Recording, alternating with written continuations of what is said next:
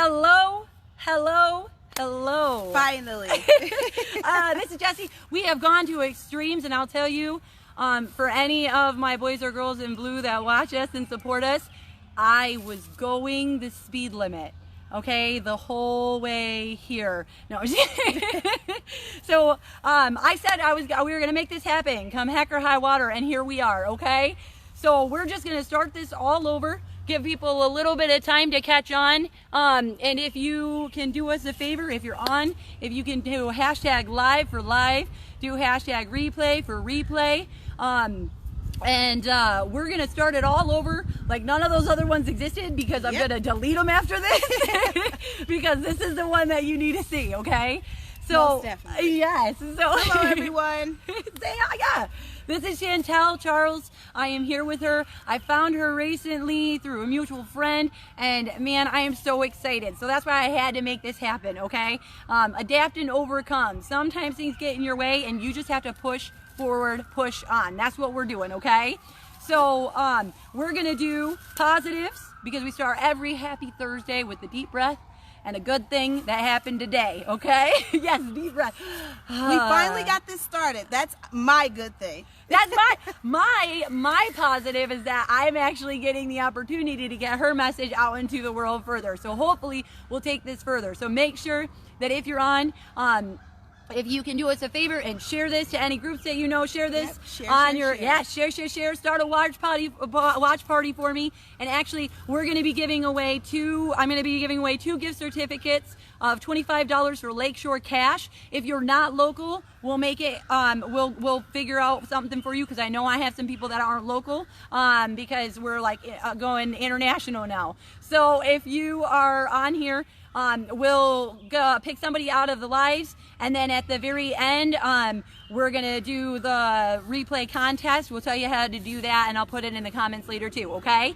So yeah, we'll just go ahead and get this started. Again, if you're live, go ahead and do hashtag live. If you're catching the replay, because I know we're about an hour off, do hashtag replay. And make sure if you have questions or comments, get active, get engaged, okay? We will answer what we can for you. And if you're on the replay and you're doing that, Chantel and I will both look at comments afterwards, and we'll make sure that we get your questions answered. And we'll put in a ton of links inside of the comments too. So I'm going to stop this, and I'm going to let her take it over. Chantel, we are talking today about empowering our teens and our pre-teens, because it's starting younger, and she's got some great ideas and some amazing things, and I'm excited. So you go right ahead.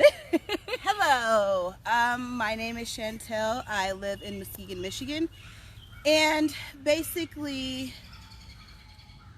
we're living in difficult times. As moms all over, it's difficult to maintain a job, family, home, friends, all of those things as well.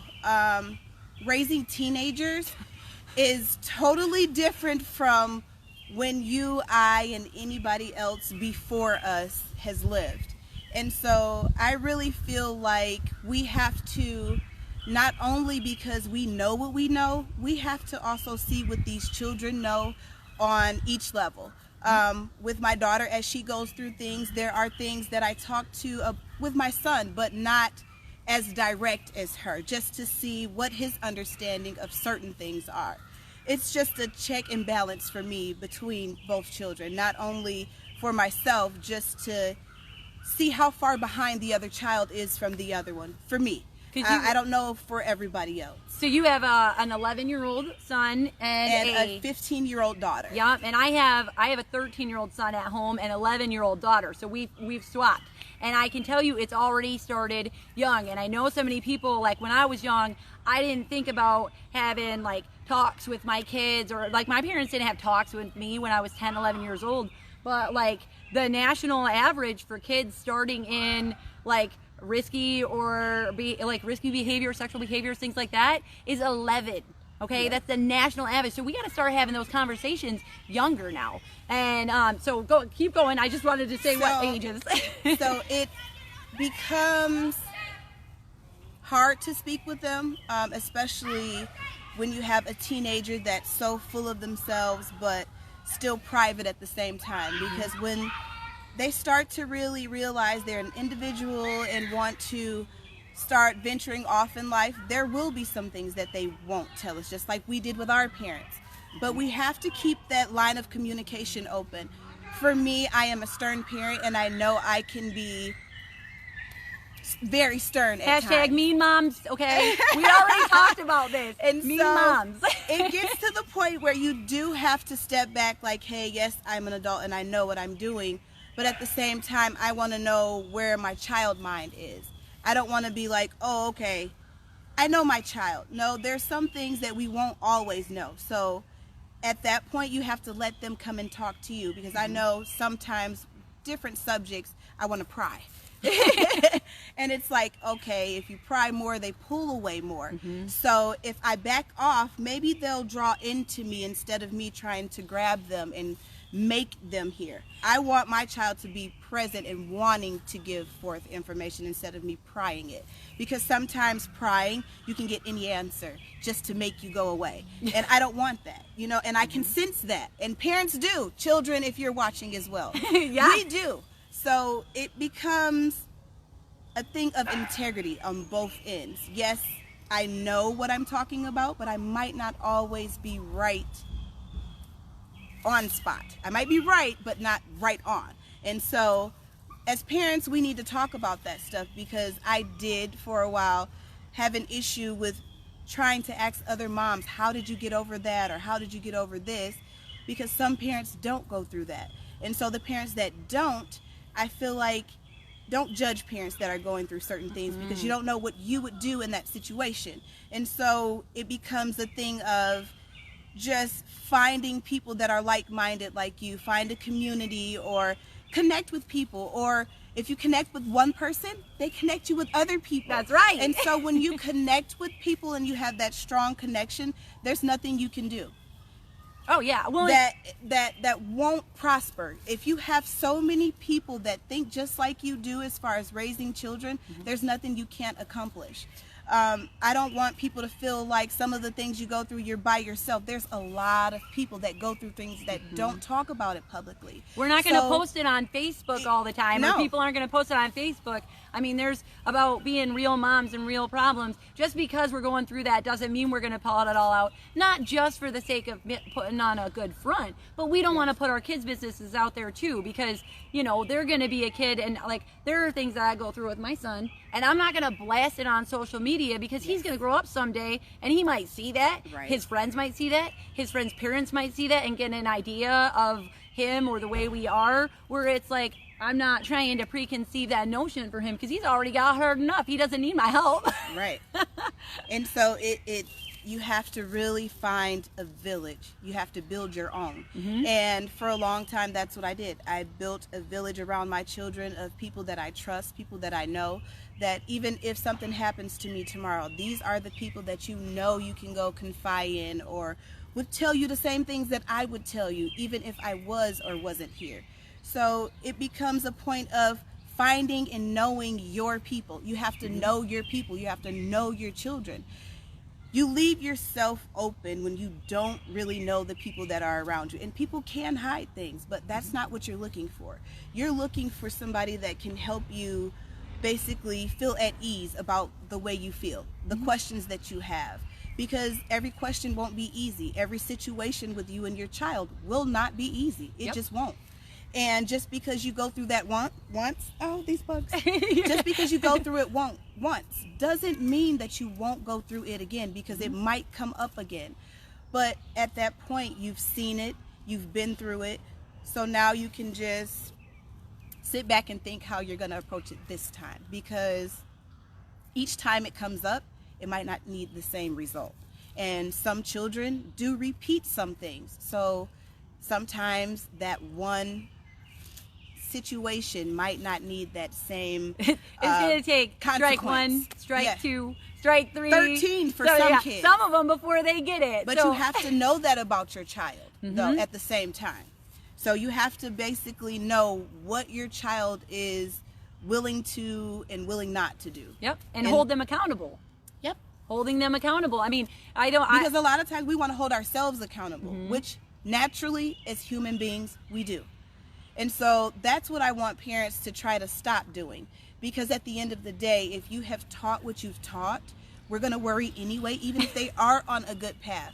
But it's more of knowing where they're going to implement those things that you taught. That's a personal choice. And I don't want to carry a burden like that, knowing whether that child received that information the way I needed him to. Because that 15-year-old and that 11-year-old, sometimes he receives information before she does. And so it depends on the child, the moment, the situation. And so you have to take everything day by day. And some things takes months and years to heal.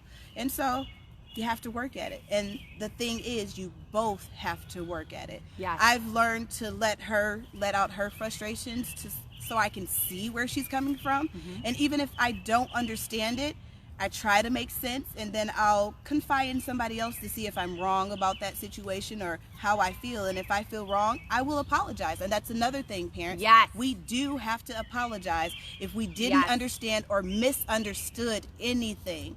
I had to learn that, because yes, I'm right, or yes, I'm wrong, but when I'm wrong, I want you to know that as well, because it was my part on my end that I didn't understand it, and I didn't take the time to understand where you were coming from. Because yes, you're younger than me, and you guys' point of view is different from ours. I'm trying to get you here. I can't force you there. That's right. Well, and you're teaching them integrity when you're doing that too. You know, we don't all know all the answers, and sometimes you're going to be wrong, and how you respond to that can make or break a situation for you. Because if you think that in life or in work or in relationships or with their children later on down the line that you're always going to be right, you have lost your darn mind. Okay? Because you are going to be wrong. But what you do after you find out that you're wrong, was it Maya Angelou that said, do what you know how to do until you know how to do better, right? So when you do that, you know, you got to make sure that you are, like, you know, you're having integrity, you're holding yourself accountable, and you're going to go to them and you're going to apologize to your kids. And that teaches them that it's okay to do that. It's not a weakness to do that. Absolutely. Because adults have to apologize too. You have many times where you have adults, especially the elders, where they're stuck in their ways and nope, I'm not apologizing to a child or someone younger than me. And that's where the problem is. That's the disconnect. There are times where I've had to go apologize to my child, and it wasn't go apologize, because at that moment that's what needed to be done. And it might not solve everything, but it's a start. And when your child starts to see, my parent is thinking of me as a person, not just their child, sometimes that little small window right there changes everything. And it might not be just that second, it might take some time, but that it's worth that relationship, it's worth that time.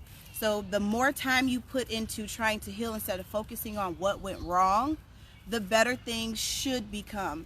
It won't be right away. I can guarantee that. It will not be right away. And some things do linger. But as long as you both work at it, it should pan out in the end.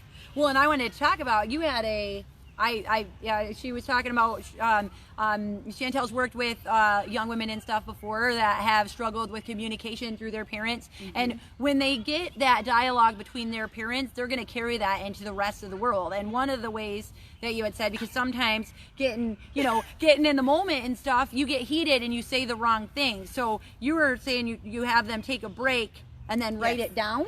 Yes. I am actually working with someone that I grew up with, and she prints and labels stuff.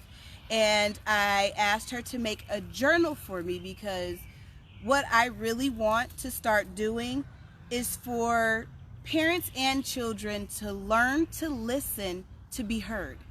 I think if you listen to the person before you speak, because my daughter has a time where she listens and she responds right away. No, and I tell her, no, listen so that way you can respond accordingly. Not just to, oh, I think I know what you're going to say, so I'm going to go. No, don't talk like that. I don't like that. So wait, listen, and then respond accordingly. Don't listen to respond in defense, because it won't go anywhere. And then you're both going back and forth. So I feel like if you listen to them first and let them get out what they're feeling, you can begin to try to analyze how they feel. And even if you don't understand, you can write that after them. Then that way they can read what you wrote. And then after that, you guys can come with a solution, or how can you approach it better the next time or the next situation. And it would be a year-long journal, and it would be upon whatever situation you guys feel like you can't verbally talk about. And I told the girls that you know your parents better than any other person you could ever talk to. So if it's a heated day, wait a couple days. Wait till that day they hit the lottery, or they found their favorite shirt or bracelet or something like that. Then you can begin to later on, like, hey, are you in a good mood? Can we talk about that discussion that we had that we didn't get to finish? Because if you don't finish that, the next situation comes and you're focusing on what they didn't do then. If you eliminate each situation as it comes, you won't have to go back with the next situation. And so I feel like it's consistency.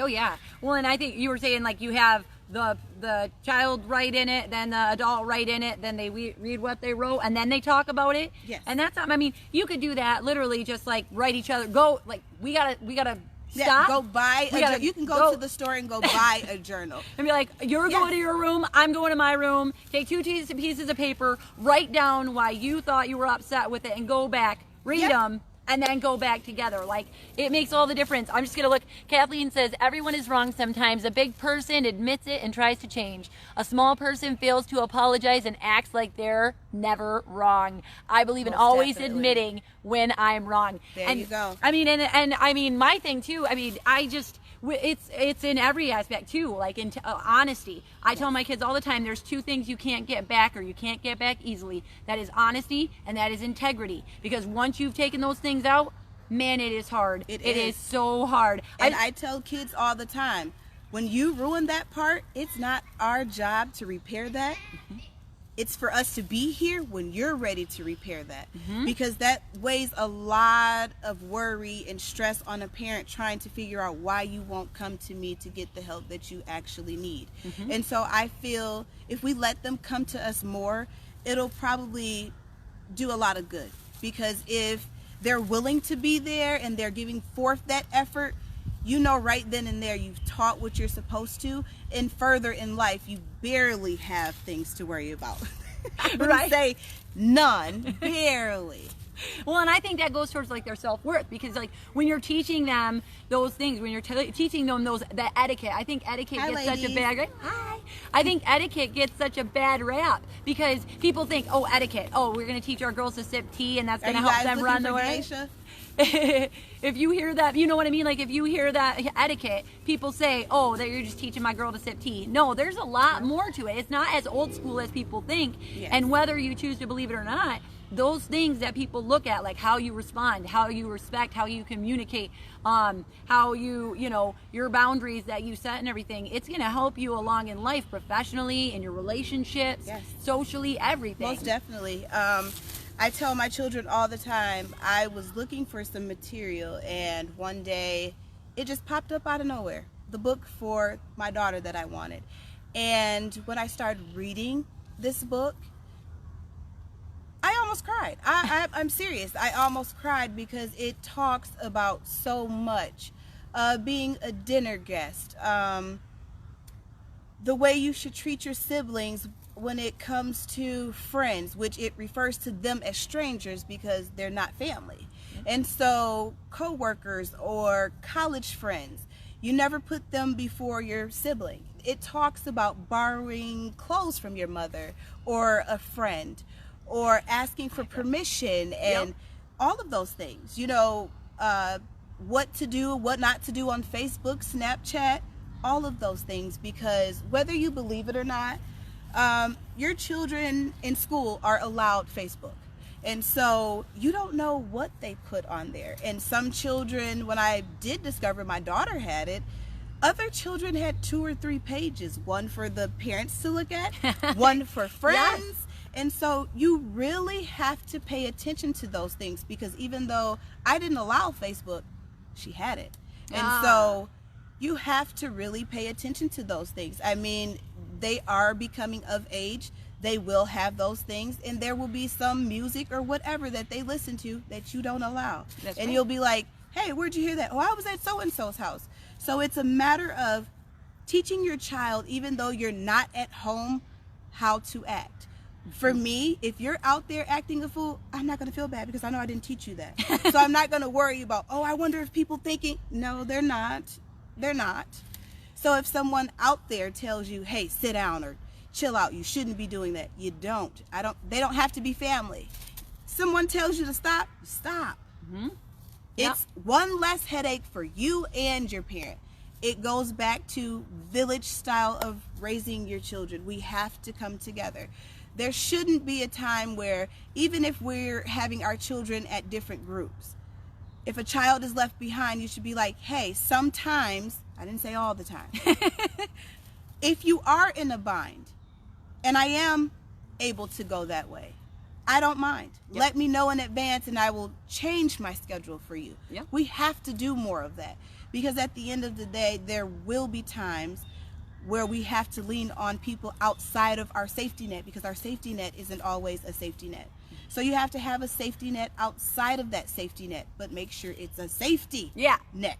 Well, and that's like, we were talking about creating boundaries. And by the way, I just want to say hi to everybody that's on. We are having great talk here. Thank you for joining, too. Thank you for joining. Thank you for share, joining. Share, start a watch party. We're getting this on. And we've got good information. If you've already jumped on, go back to the start when this is done, because you're going to want to catch this. If you have questions, please put them in. We will try to answer them, or we will find somebody who can. If you're in the chat and you have it, if you have an answer or you have a tip, put it in, because that's what this is all about. That's what we're here for. Exactly. Helping each other. We're starting each a village, one. Okay? We're starting a village. This is our tribe, okay? Yes. I always talk about that. You got to find your tribe, and I mean, sometimes you just gotta work a little harder. You gotta do a little bit more. You know what I mean? Sometimes you gotta bust your butt on the causeway to run here to get to them, and then you make it happen. And then it works out fine. That's right. Because maybe we were supposed to be together and not do it apart. That's right, because that's what it takes. See, and so I really, oh my gosh, I'm so in love with this. I'm so in love with this. I'm so passionate about this. So I know one of the things that I get is like communicating with a dude. I mean, I've got my 13-year-old, I've got my 11-year-old. My 11-year-old has already started, so yours is 15, so I know it's been a minute that she's been doing it. Because even no child is perfect, just like no parent is perfect, okay? We're real people, real parents, and it's their real language kids. now. Yeah. It's like it's natural for any child, and so, it's like, hey, I'm an adult. Oh yeah, I will totally. And there's no point, or there's no shame in this. Like, I will have my son, and I'll ask him something, and he'll pop back to me. And I'll say, well, I think you just forgot that you were talking to an adult. So I'm gonna give you a second, ask you again, and then you're gonna respond the way I think you should respond to me, because I'm your mother, not your friend at school, or not the person on Facebook Messenger. So we're gonna try it again. And then usually that does like a. And then it teaches him too, because how your kids teach you and how you allow your kids to teach you is how they're going to go talk to your friend, your neighbor. It's how they're going to go into the world. So if we want them to act right, we got to instill that at home. Yes. You know, and how we treat them, that's how they're going. It's self-worth. How we treat them is how they're going to think that people are supposed to treat them. So if you're constantly yelling at them, you're constantly screaming at them, you're not open in communication, they're going to think that everybody is going to do that. So they're going to accept that type of behavior, or they're going to rebel against it. Either one is not good. Nope. Right? It has to be an even common ground, because sometimes things do, get a little heated and you have to take that break. Mm-hmm. I encourage anybody, because sometimes, let's be real, work, school, sports stops some things, and you have to cut that communication off for that day or that week. But always go back to make sure you finish that conversation. Yeah. Never leave those situations halfway unanswered, assuming that they understood what just happened. Neither side needs to assume anything. There needs to be facts and deadening to those type of situations. If you can finish that quickly, good. If not, you have to put that effort in as a parent and on the child's end, because if it's worth the relationship, you will both work at it, and it will be hard at times. You just have to keep working. Absolutely. Togetherness. Yes, absolutely. I think we were so I was just going to see what she said. She said, Kathleen said, it's all about layers of responsibility and care. Coming from a big family, we became used to not having to be totally on at the family gatherings. We all look out for everyone's kids. Yes. And I can say I personally know that. And so and that's the other thing, again, instilling that in your kids, telling them. When we were coming up, that's what it was here. I don't know what changed. I don't know what happened. All I know is what we need to get back to. Those things are very important, because if that disconnect doesn't happen anymore, that would be the most wonderful thing. But we all know that this is not a perfect world. So it's not going to happen like that. We have to keep working. Absolutely. Things will reappear. It might not be as hard, or it might be harder, but to know you worked through it the first time should give you somewhat of a relief, because raising children, that one child might have to repeat that thing, like we said, 13 times. And the other one might not have to at all. So it just depends on that child in those situations. You just have to keep working together. At the end of the day, make sure you take a break. You have to take a break. You have to, it's not like I don't want to be, no, take a break for you, for the child, for the situation, for the atmosphere, because you could walk out that door and take a break, but you could take that with you while taking a break. You don't want to do that. Take a real break. Not a fake one to go do something else that you're supposed to be. Take a real, like, that's right. a real breather. Even if you have to, as a mom, when I get to the point where we're not reaching an agreement, it could be the middle of the day and I could have taken a shower or a bath. I am going to light my candle. I am going to listen to my meditation, rainforest, waterfall music, just to give myself that sense of clarity. I don't want to think about anything at that moment. So that way, when I do get ready to face that stuff, clear head, better energy, better approach. Absolutely, absolutely. I 100% agree. Again, if you have comments or questions on this, and whether you're on the live or whether you're on the replay, go ahead and put them in, because I know this is stuff that not just, like, we're not the only ones dealing with it. Yeah. We're just being real about it, you know, because that's what helps other people out. It's all about helping out. And, you know, and if for those people, like, this is a no shame zone. So I say that all the time, no shame here, because anybody who says that they've never been through that, or their kids are perfect, good on ya. I don't know. I don't know if I believe you. And you know, if like you can't ever tell me that your kid has never given you a look up. I mean, if my daughter's eyes didn't get stuck in the back of her head, my Lord, and it's already starting at 8 years old. So I'm telling you right now. So I'm telling, if you have something, just go find people. And I think that's a big thing too. Us as moms, we want to be. I mean, sometimes it won't be in your community either. You have to make sure you find someone that is, I say it all the time, like-minded. What I mean by like-minded, someone that you know that you can send your kids over there, and if they do something, they're going to put them in their place. Because I don't want, and I tell my children this, as a kid, if I went over to somebody's house and their parent let them do anything, I was going home, because that's not how I was raised. And I didn't want stuff like that getting back to my mom. So, okay, yes, I was, oh, she's whack. Or, yeah, I'm not like you. So, yes, I'm going to go home, because if I don't, I have to worry about my grandmother and everybody else saying something to me like, I know you didn't go to that party. Accountability. So, no, I'm going home. I will be talked about tomorrow, but at least I wasn't at that party doing something I wasn't supposed to. And it was more of, it was more of how my family would see that if I did stray. Yes, I did have my times, but I owned up to it and I was honest. And I told my grandmother, yep, I did that, I'm sorry.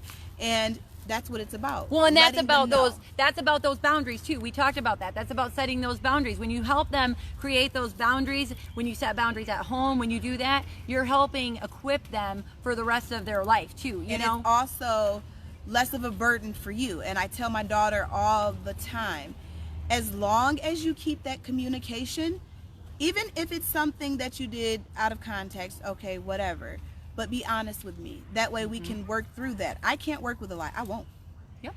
Yep. I tell my kids all the time, I'm a terrible liar. I'm notoriously known for being a horrible liar, so I don't do it. And I tell my kids too, I was like, by the time you're done, you got to remember who you lied to and everything like that. It's not worth it. So in my house, they know it's not worth it to lie. One, I can always spot it. So I tell them, I'm like, I will always find out, and I guarantee you the truth is not worse than me finding out that you lied to me. Yeah. And so that's a big one, you know. And I tell them, it's still a consequence even if you tell the truth. Yeah, right. So don't think that just because you tell the truth that you won't have a consequence. There is a consequence. And even at the most hardest times of life, your parent. If you lie to your parent can't help, at least me as a parent, I won't help you, because I'm not going to risk my reputation, how I am and what I stand and believe in because of something you did and because you're my child. It doesn't work like that for me. I don't believe in those things. I believe in making kids stand up for whatever they did, good or bad, because at that point, you're moldable. At that point, your mind is open. You receive things better. At that point where you're a blockhead, it's just reflecting. That's all it's doing, reflecting. It's not going anywhere. And you heard it, but you didn't register what I was saying. Well, and it instills that trust in your kids. They know now, I'm going to get in trouble, but mom's going to have my back. Yeah, you know, mom or dad, they're going to have my back. They're going to help me out in this. And so they'll know, man, I'm going to have to bite that bullet because I need the help and I know I'll get it. It's going to come at a cost, but that's the sacrifice I made when I made the choice that I made, you know? And so I'm so excited. All the kids are wondering. That's all right. That's good. Yeah, we're all right. Yeah, they probably think I'm getting ready to do the bonfire thing, because normally when it starts the summer, I do the bonfire. And I do like the glow in the dark scavenger hunt. Ooh. And so you have not. Oh, see, this was meant to be because you have never met a person who loves glow sticks more. And anybody who has ever been to any of my parties or my kids' parties or a campfire, I think it's telling me that we're gonna have to end soon. So we're gonna get wrapping it up here. I want to do the live. I want to do that. Maybe we'll have open for a couple of questions. If you have questions, please get on. Yeah. We're going to do our Lakeshore Cash winner, and she's been on here a few times, and I've been waiting for you to win because she's been an awesome support. Kathleen Carr, you won Lakeshore Cash. Congratulations. It's $25. Thank you. Okay. For the replay, all you have to do is you have to share it, and then you need a comment, share, or make sure that you put it public, because I like to do that one. I think it's easy for everybody. This is content worth sharing, okay?